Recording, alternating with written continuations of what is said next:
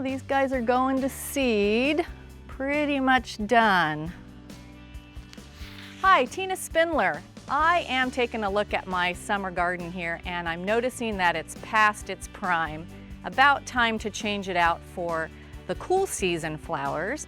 But before I get started doing that, I've got to take a look at this flower bed because I do have some perennials mixed in with these annuals. And I want to make sure that I don't dig those out by mistake. So once I find those, I'm going to start digging carefully around their roots so that I don't disturb them too much. Then we're going to remove all of these cosmos and flowering tobacco and replace them with some cool season plants that'll give us color through the fall, winter, and on into spring. So the first perennial that I found is this nice little rose, and I don't want to lose that, so I'm going to dig around it as I'm trying to remove these plants. Using the pointy end of the shovel, I'm going to identify where the root zone is of that rose and move back a little bit before I start digging. The first plant to come out is going to be this flowering tobacco. And we'll keep going in this manner until we've got this whole section cleared, and then we'll be ready to start improving our soil for the next season's plants.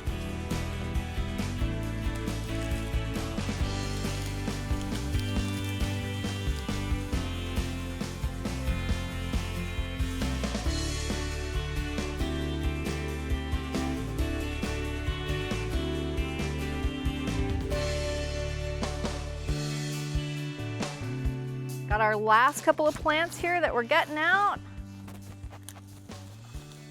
And I have a dahlia here, and a dahlia is a summer bulb. It's finished blooming, but I don't want to dig it up because it'll come back next year. So what I'm going to do with that is I'm just going to cut it down.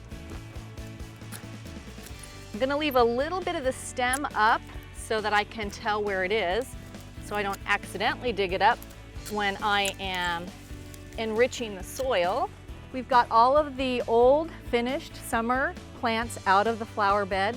We've been careful and left a couple of roses and a bulb that'll bloom again next summer.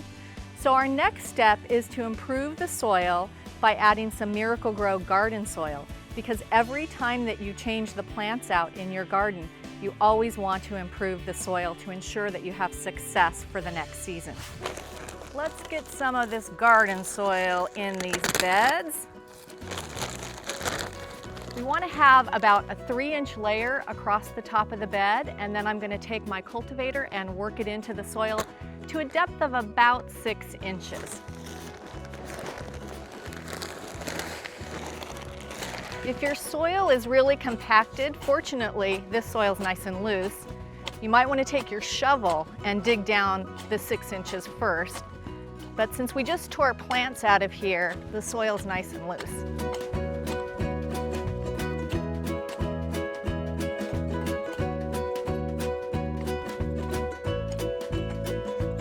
I think that about does it. We've created a really great environment for our cool season plants by incorporating some brand new garden soil and cultivating it, and the plants are going to be really happy with this new bed. So last thing I'm going to do is rake it smooth, and then we're going to go get our plants and lay them out. We're all ready to get started planting, and I've got something that's really kind of extra fun and special for a cool season flower bed. We're not just planting some flowers that bloom throughout the cool season, we're also going to plant some bulbs. First thing we want to do is lay out our flowering plants, and when we do that, one of the things to practice is repetition. A flower bed is more cohesive if you repeat colors throughout the flower bed. So you can see I've taken our primary accent plants, which are the tall snapdragons, and I've grouped them in one little set of 3 and one little set of 2. So I'm going to fill in around those with the medium-sized dianthus, and then I will go all along the edges with our low-growing lobelia. Here comes the fun part. Now that I have our flowering plants set out, I'm going to take this nice big bag of daffodils and I'm going to drop the bulbs in all of the open spaces. We're going to go ahead and do this throughout the whole flower bed. Now that we have everything all laid out, The last step is to go ahead and get these things planted.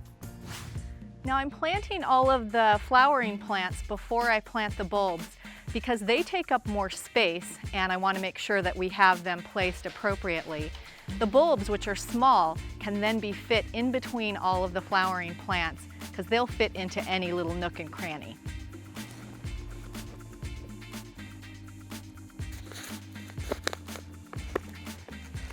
We have all of our large plants planted now. Next, we're going to move on to the lobelia, which is our low-growing front plant. And that lobelia is going to give our bed a lot of continuity because we're going to start at one end and sweep it all the way through the whole bed. We want this to continue to have a really natural look, so we're going to vary how we plant it back and forth into the spaces between the other plants.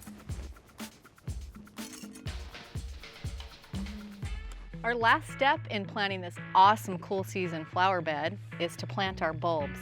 And it's so easy to plant them. We're just gonna take our dibbler, dig a hole about 6 inches, drop that right in there, and continue on until we get them all planted. Remember though that you have to plant the bulbs with the pointy end up and the dried root end down so that they grow in the right direction. The last step after you have the bulbs all in their holes is to just go ahead and cover them up and then water in the whole bed really well so those plants get nice and settled. And of course we have a beautiful garden right now, but it's going to be even more spectacular come springtime when those daffodils are up and in full bloom.